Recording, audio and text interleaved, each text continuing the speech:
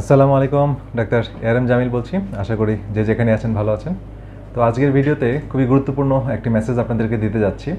সেটা হচ্ছে আমরা কিভাবে আমাদের বাসায় বসে সিম্পল একটি পরীক্ষার মাধ্যমে বুঝতে পারবো যে আমাদের থাইরয়েড গ্ল্যান্ড ঠিকমতো ফাংশন করছে কিনা।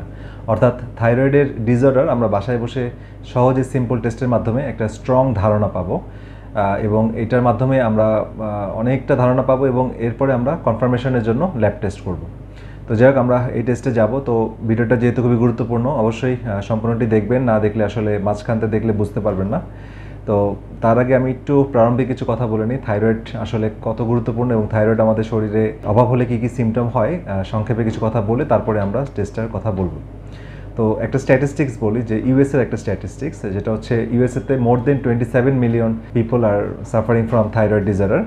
এর মধ্যে 60% পিপল তারা জানেই না যে তাদের থাইরয়েডের প্রবলেম আছে এবং অনেক সময় তারা কিছু টেস্ট করে যেটা আংশিক, যেটা দিয়ে থাইরয়েডের প্রবলেম ধরাও যায় না, রিপোর্ট নর্মাল আসে, বাট তারা থাইরয়েড প্রবলেমে সাফার করতেছে।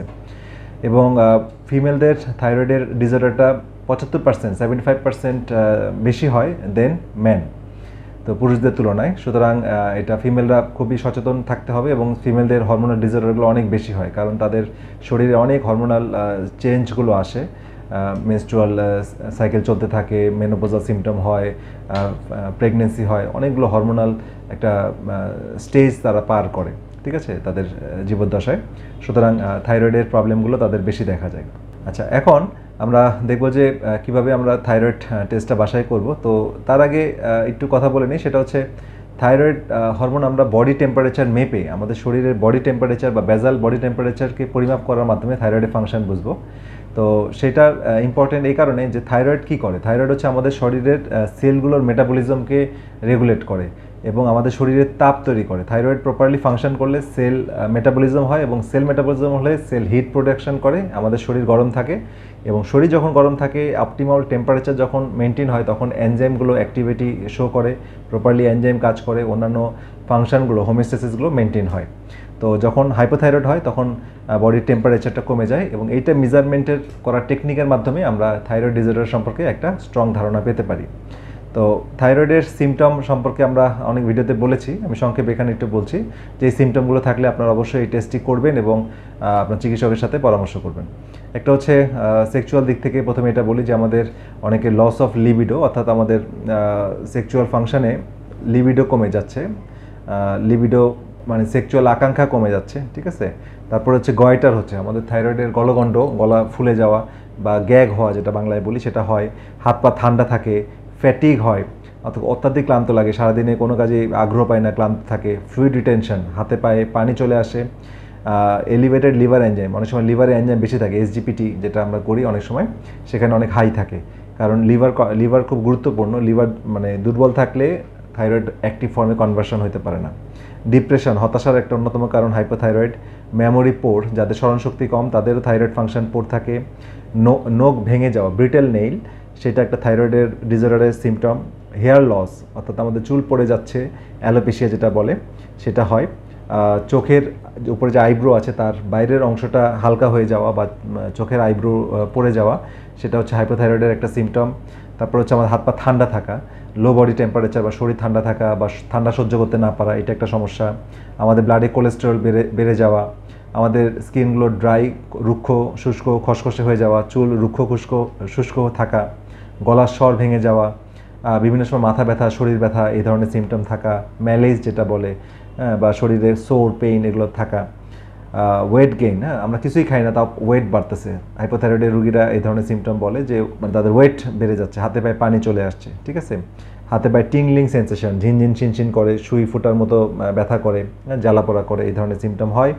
তারপরে হার্ট রেট কমে যায়, ব্র্যাডিকার্ডিয়া বলে, অনেকে 60-র নিচে হার্ট রেট চলে আসে এবং কনস্টিপেশন হয়, পায়খানা কষা থাকে।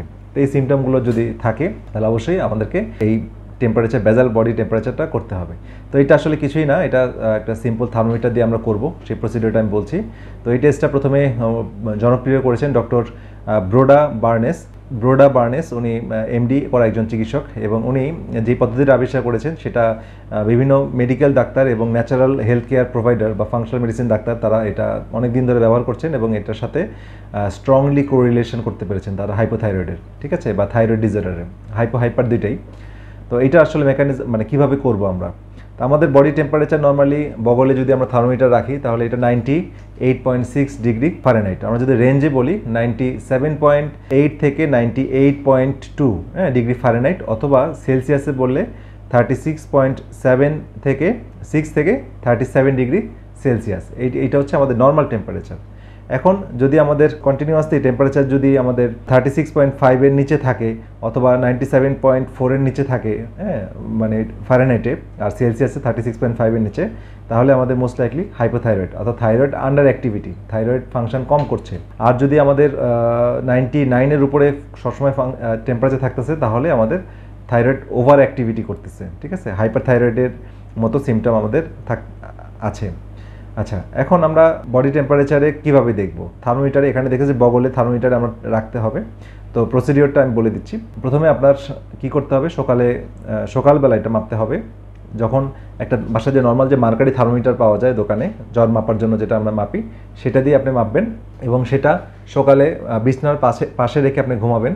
এবং সকালে যখন ঘুম ভাঙবে তখন আপনি বিছনা থেকে উঠবেন না উঠে আপনার ধরেন এটা থার্মোমিটার, এটা আপনার বগলে রাখলেন, রেখে আপনার 10 মিনিট পর্যন্ত ওয়েট করবেন।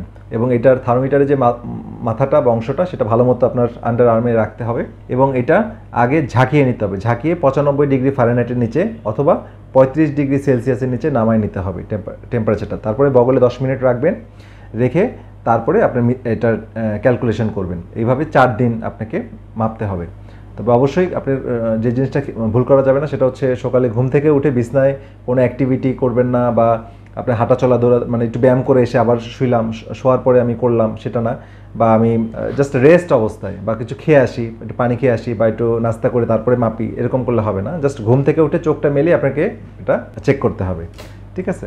তো এইটা আপনার যদি এইভাবে যদি 36.5 নিচে থাকে বা 97 নিচে থাকে, যেটা আমরা একটু আগে বললাম, তাহলে হচ্ছে আপনার হাইপোথাইরয়েডের সিমটম বা হাইপোথাইরয়েড ক্লিনিক্যালি এটা থাকার সম্ভাবনা অনেক বেশি। আচ্ছা, তারপরে হচ্ছে আর কি ফ্যাক্টরে এখানে থাইরয়েডের মানে এই টেস্টটাতে সমস্যা হয়। যাদের শরীরে ইনফেকশন অর্থাৎ জ্বর অবস্থায় এটা করবেন না, কারণ জ্বর থাকলে তো শরীরে এমনি টেম্পারেচার থাকে, তখন এটা করলে হবে না। আবার যারা মাসিক চলে যেসব মহিলাদের, মেনস্ট্রুয়েটিং মহিলা, তাদের ওভুলেশন সাধারণত মাসের মাঝামাঝি সময়ে ডিম্বাণু নিষিক্ত হয়, মানে ডিম্বাণু রিলিজ হয়। তো ওভুলেশনের পিরিয়ডের 4 দিন আগ পর্যন্ত শরীরের টেম্পারেচার বেশি থাকে, 4 দিন আগ থেকে। তো সেই সময় করা যাবে না। তো মহিলারা করলে সবচেয়ে ভালো হয় যে মাসিকের 2য় দিন থেকে আপনারা এটা করতে পারেন। তো এটা ইম্পর্টেন্ট, কিন্তু ওভুলেশন হওয়ার আগের 4 দিন পর্যন্ত করতে পারবেন না, কিন্তু ওভুলেশন হওয়ার 3-4 দিন পর থেকে আবার করতে পারবেন, ঠিক আছে।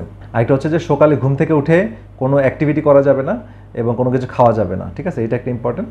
আর হচ্ছে অ্যাড্রিনাল ফাংশন, মনে করেন আপনার যদি যাদের থাইরয়েড অ্যাড্রিনাল গ্ল্যান্ডের ফাংশন পোর, তাদের কিন্তু আবার টেম্পারেচার লো থাকে, কারণ অ্যাড্রিনাল গ্ল্যান্ড এবং থাইরয়েড গ্ল্যান্ড ওতপ্রোতভাবে জড়িত, একটার ফাংশনকে অগমেন্ট করে, সহযোগিতা করে, কমপ্লিমেন্ট করে। সো আপনার যদি লো থাইরয়েড থাকে তাহলে আপনার মোস্ট লাইকলি আপনার অ্যাড্রিনাল গ্ল্যান্ডেরও ফ্যাটিক থাকে, অ্যাড্রিনাল গ্ল্যান্ডও হাইপো অ্যাড্রিনাল সিমটম বা অ্যাড্রিনালের আন্ডার অ্যাক্টিভিটি থাকে। তো এটা একটা ইম্পর্টেন্ট বিষয়, তো সেটা আপনার খেয়াল করতে হবে। এবং অ্যাড্রিনাল ফ্যাটিকের যে সিমটমগুলো আমি আমার অনেকগুলো ভিডিওতে বলেছি, সেটা দেখে নেবেন। সেগুলো থাকলে আপনাকে অবশ্যই চিকিৎসকের সাথে শরণাপন্ন হতে হবে। আচ্ছা, এখন এই সিমটমগুলো থাকলে আমরা সাধারণত যখন রোগীরা আমাদের কাছে এই সিমটমগুলো বলে, বা আমরা বেসাল মেটাবলিক টেম্পারেচার যেটা আমরা থার্মোমিটারের মাধ্যমে পাই, তো সেটা পেলে যখন পেশেন্টরা আসে তখন আমরা কয়েকটা টেস্ট করতে দিই, বা আপনারা এটা করে আসতে পারেন।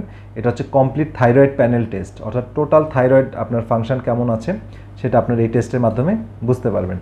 তো একটা হচ্ছে যে আপনার TSH করবেন, thyroid stimulating hormone, T3 T4 করবেন, total thyroid, total T3 T4, FT3 FT4 অর্থাৎ F মানে ফ্রি T3 ফ্রি T4, আর RT3 রিভার্স T3, এটা করবেন। TPO অ্যান্টিবডি, এটা হচ্ছে অটো অ্যান্টিবডি আছে কিনা এটা দেখার জন্য TPO অ্যান্টিবডি, আর একটা হচ্ছে থাইরোগ্লোবুলিন TG অ্যান্টিবডি। তো এই টেস্টগুলো করে আপনার টোটাল থাইরয়েড প্যানেলটা করে আপনার চিকিৎসকের সাথে পরামর্শ নিতে পারেন। আর এছাড়া অন্যান্য অটো ইমিউন কন্ডিশন থাকলে অন্যান্য শরীরে অন্যান্য অনেক জায়গায় সিমটম পাওয়া যায়, সেটা আমাদেরকে এক্সামিন করে টেস্ট করে এটাকে সমাধান করতে হয়। তো যাই হোক, আজকে ভিডিওটা আশা করি একটা গুরুত্বপূর্ণ মেসেজ পেয়েছেন। এবং আমি শেষ করার আগে ইম্পর্টেন্ট একটা কথা বলতে চাই, সেটা হচ্ছে এই ধরনের যে প্রবলেমগুলো আপনার শরীরে যখন থাইরয়েডের প্রবলেমগুলো ব্লাডে যখন আসবে তার অনেক আগে থেকে কিন্তু আপনার ডিসফাংশন বা ডিঅ্যারেঞ্জমেন্টগুলো শুরু হয়।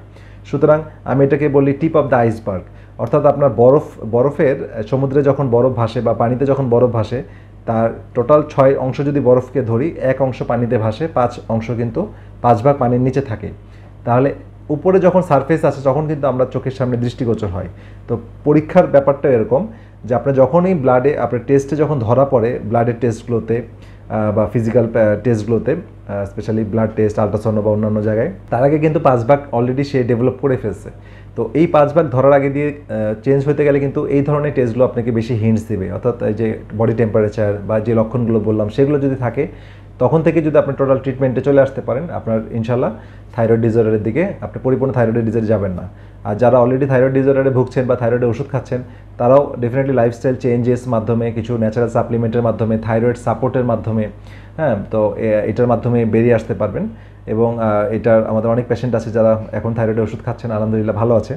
তো এটি মেসেজ যে হতাশ হওয়ার কিছু নেই, এখন সায়েন্স অনেক দূর এগিয়ে গেছে এবং ন্যাচারোপ্যাথিক ট্রিটমেন্ট এবং অনেক সময় আমরা হোমিওপ্যাথিক ওষুধেরও সাহায্য নেই, কিছু সার্কোড মেডিসিন আছে, তো সেগুলোর সাহায্য নেওয়া হয়, কনস্টিটিউশনাল মেডিসিনের সাহায্য নেওয়া হয়। তো যেটি হোক, মাল্টিপল অ্যাপ্রোচের মাধ্যমে পেশেন্ট টু পেশেন্ট ভ্যারি করে, তো সেটার মাধ্যমে পেশেন্টকে হেল্প করা হয় এবং পেশেন্টরা এই থাইরয়েডের সমস্যা থেকে বেরিয়ে আসতে পারেন। তো সবাই ভালো থাকেন, সুস্থ থাকেন। পরবর্তী ভিডিও দেখার আমন্ত্রণ রইল। আল্লাহ হাফেজ।